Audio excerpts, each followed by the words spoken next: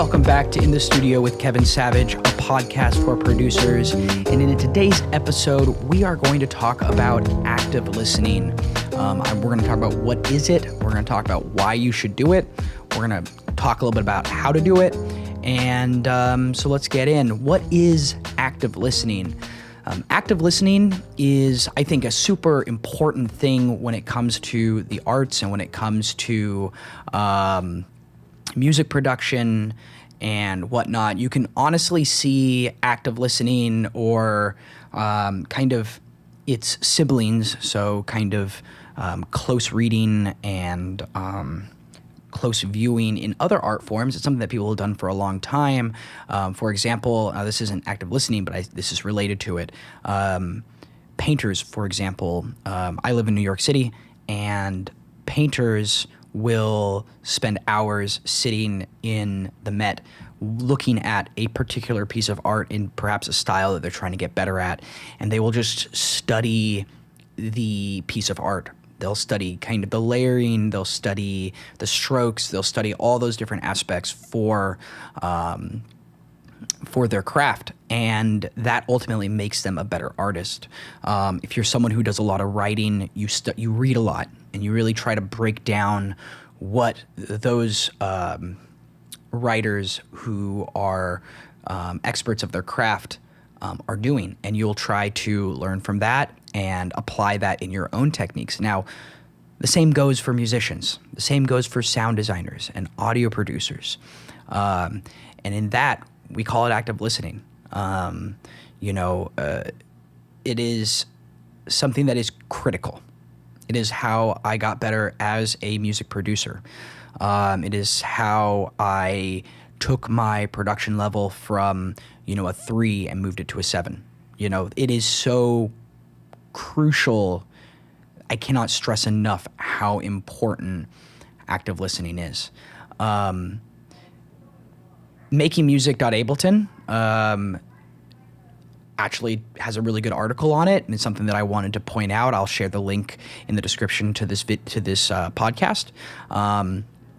And kind of what they break it down to they break down a couple of different aspects. I think what I like so much about this is you don't have to be sitting in front of your DAW or whatever tools you use to make music to do this. This is something that you can do when you're away, and it's something that you should do when you're away.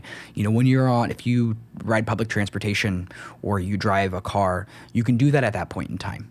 Obviously be careful if you're driving a car, you don't want to be distracted, but you can sit there, play a song, put it on repeat, and just really take it in. The Ableton article that I am discussing, that I'm referencing, talks about it as listening in layers. Now, they break it down and they say that, for every time you do a pass of the song, every time you listen to the full song, you should focus on one particular thing.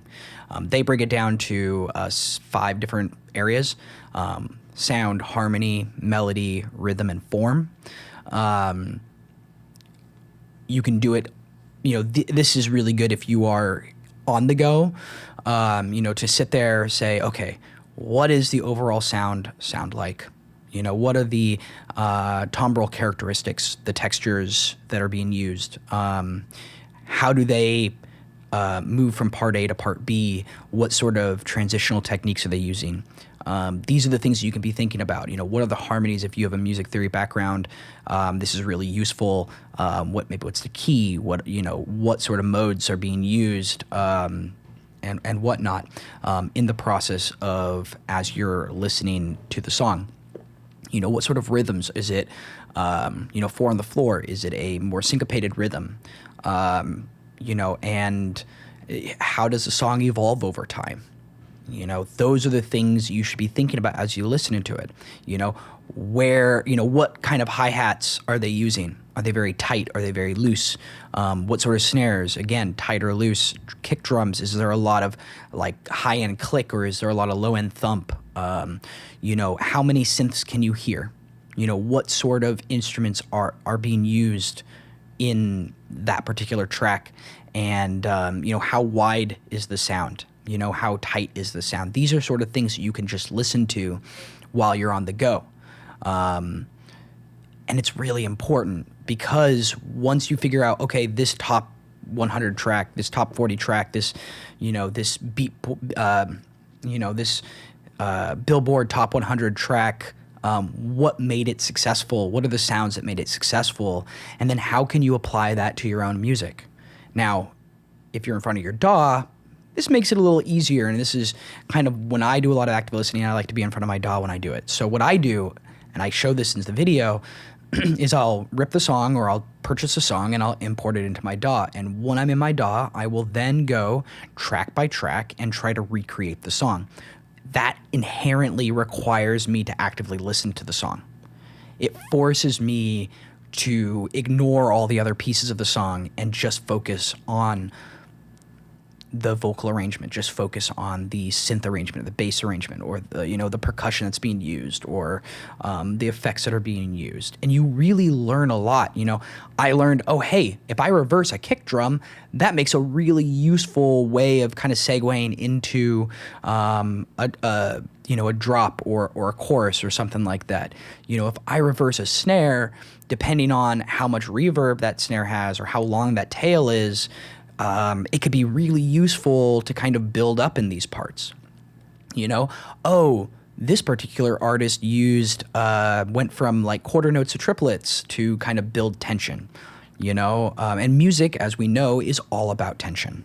You know, that I personally believe is like the fundamental of music is tension, tension and release, you know, ups and downs, those sorts of things. That is, to me, music. Now, obviously, how complex that is depends on the track, but you know, tension and whatnot, like that is when you're doing your active listening, it allows you to really kind of learn those things from those artists who've come before.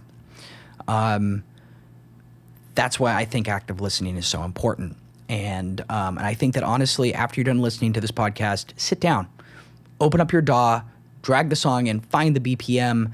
You know, if you have any tools that allow you to kind of break the track apart and separate the sounds. I know there's a few out there. I can't think of any on top of my head. I know for me, I'll use like Ableton's converters to convert to drums and convert the synths and all sorts of things like that to try to find those melodies. And then from there, I will try to, you know, recreate those synths with Serum or whatever other synth I'm using.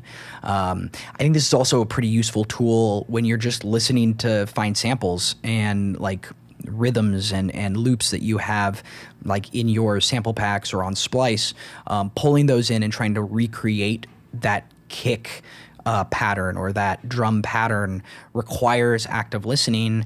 And if you can really get good at active listening and kind of, and I mean, this is a little outside of active listening, but also just analyzing sound waves and kind of seeing, oh, this is what the kick looks like, this is what the snare looks like in like that sound wave.